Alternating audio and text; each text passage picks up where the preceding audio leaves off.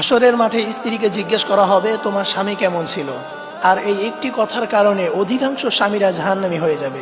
প্রিয় ভাই এবং প্রিয় বোনেরা আমার, বিশেষ করে আমার প্রিয় ভাইয়েরা, আপনার স্ত্রীকে হাসরের মাঠে জিজ্ঞাসা করা হবে যে তোমার স্বামী কেমন ছিল।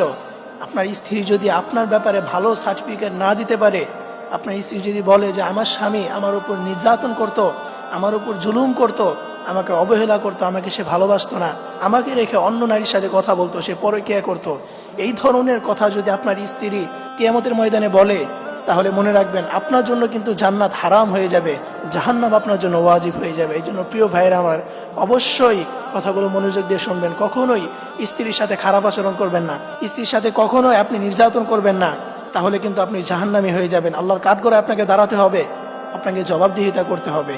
আর যদি কোনো স্ত্রী স্বামীর ভালো সার্টিফিকেট দিতে পারে, কোনো স্ত্রী যদি বলে যে আমার স্বামী অনেক ভালো ছিল, আমাকে অনেক ভালোবাসতো, আমি যেটাই চাইতাম সেটাই সে শুনতো, এরকম ভালো সার্টিফিকেট যদি কোনো স্ত্রী তার স্বামীর ব্যাপারে দিতে পারে, তাহলে সেই স্বামীর আর কোনো চিন্তা থাকবে না, সেই স্বামীর জন্য জান্নাত ওয়াজিব হয়ে যাবে। সুবহানাল্লাহ। এই জন্য প্রিয় ভাইয়েরা আমার, অবশ্যই স্ত্রীর সাথে ভালো আচরণ করতে হবে, স্ত্রীর সাথে অবশ্যই আপনাকে সুন্দর আচরণ করতে হবে, স্ত্রীর সাথে কখনো আপনার খারাপ আচরণ করা যাবে না। কারণ কিয়ামতের দিন আল্লাহ তাআলা এই স্ত্রী থেকে আপনার সার্টিফিকেট নেবেন। এবং আল্লাহর হাবিব সাল্লাল্লাহু আলাইহি ওয়াসাল্লাম বলেছেন, যে ব্যক্তি তার স্ত্রীর কাছে ভালো, সে আল্লাহ তাআলার কাছে প্রিয় বান্দা। এই জন্য অবশ্যই আপনার স্ত্রীর কাছে ভালো হতে হবে। আপনি যে ভালো, এই স্বীকৃতি কিয়ামতের ময়দানে আপনার স্ত্রীকে দিতে হবে। তার মানে এই নয় যে আপনি আপনার স্ত্রীকে জোর করে বলবেন যে তুই বল আমি ভালো, এটা না।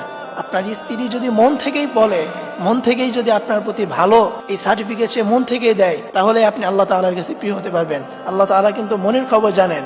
আপনি হয়তো তাকে জোর জবরদস্তি করে বলতে পারেন, দুনিয়ার মানুষের সামনে তাকে বলাইতে পারেন যে তুই মানুষকে বলো আমি ভালো, কিন্তু আল্লাহ তাআলা কিন্তু মনের খবর জানেন। এই জন্য কখনোই স্ত্রীর সাথে খারাপ আচরণ করবেন না, আপনি সবসময় স্ত্রীর সাথে ভালো আচরণ করবেন, তাহলেই আল্লাহর কাছে আপনি ভালো হতে পারবেন। আল্লাহ তাআলা সকল ভাইদেরকে এই কথাগুলো বুঝার এবং আমল করার তৌফিক দান করুন। সকলেই করি আমিন।